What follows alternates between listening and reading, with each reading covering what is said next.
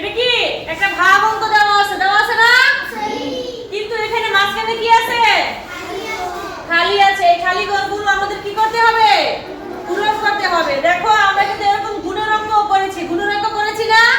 এখন ভাগের অঙ্ক করব। এখানে একটা নতুন টেকনিক হচ্ছে, দেখো উত্তর দেওয়া আছে। কি দেওয়া আছে? উত্তর দেওয়া থাকলে এটা অনেক সহজ। দেখো এখানে কত আছে? 139। আর এখানে একটা খালি ঘর আছে, জানি না কত আছে? জানি না। দেখো এখানে কি আছে? উত্তর 7 দেওয়া আছে। তাহলে 139 গুণ 7 আমরা যদি গুণ করি কত হয়? দেখো 7 × 63 3 হাতে থাকে কত? 3 7 21 আর 6 কত? 27 এর 7 হাতে থাকে 2 7 একে 7 8 9। তাহলে এখানে কত? 973। দেখো এখানে 3 7 দেওয়া আছে, তাহলে দেওয়া নাই কোনটা? দেওয়া নাই কোনটা? 3 ও দেওয়া আছে, 7 ও দেওয়া আছে, দেওয়া নাই কোনটা? এই 9। ঠিক আছে, এখন আমরা এই 9 এখানে বসাই দিব। বুঝতে পারছো? এরপরে দেখো ভাগ করার পরে কি? তারপরে আমাদের কি করতে হবে? বিয়োগ। এখন যদি আমরা বিয়োগ করি 5 থেকে 3 চলে গেলে কত থাকে? 2। হাতে কি থাকে? থাকে না। দেখো এখানে কত দেওয়া আছে? আর উত্তরে কত দেওয়া আছে? তাহলে 7 এখানে এমন একটা সংখ্যা দিতে হবে যেন উত্তর 2 হয়। তাহলে কত দিলে? কত থেকে 7 চলে গেলে 2 হবে? 9। গুড। 9 থেকে 7 চলে গেলে কত হবে? তাহলে পূরণ হয়ে গেল। গেছে? এবার দেখো সুন্দর হয়ে গেছে না? এখন একটা ঘর খালি আছে, দুইটা। এখানে উত্তর কত দেওয়া আছে? 1। এখন যদি 139 রে আমরা 1 দিয়ে গুণ করি তাহলে কত হবে? 139। তাহলে এখানে এই যে 1 দেওয়া আছে, 1 দেওয়া আছে, 3 দেওয়া আছে, 3 দেওয়া আছে, বাকি আছে কত? 9। তাহলে এই 9 আমরা এখানে বসাই দিলাম। ঠিক আছে? এখন দেখো এই বিয়োগ করব।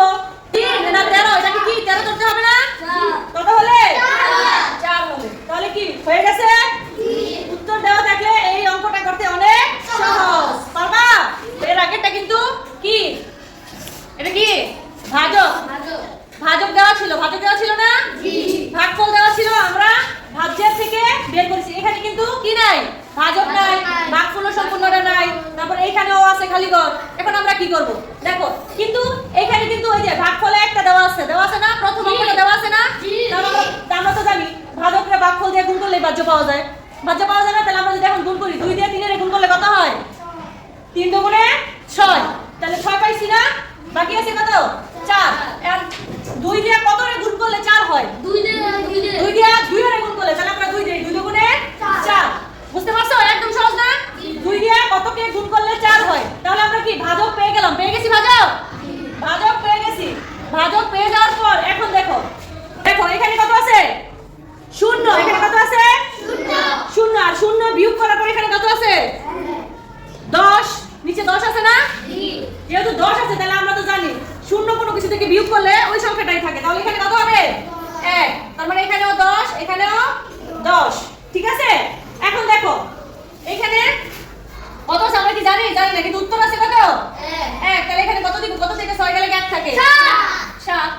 এই 7 থেকে 6 গেলে 1 থাকে। দেখো এখন এই যে ভাজ্য 23 কি 10 এর মধ্যে যায় না? 10 হচ্ছে ছোট, তাই যায় না। কতবার যায়? 0 বার যায়। তাহলে এখানে কি হবে? 0। আর এই 10 থেকে 0 বিয়োগ করলে 10 হয়। বুঝতে পারছো?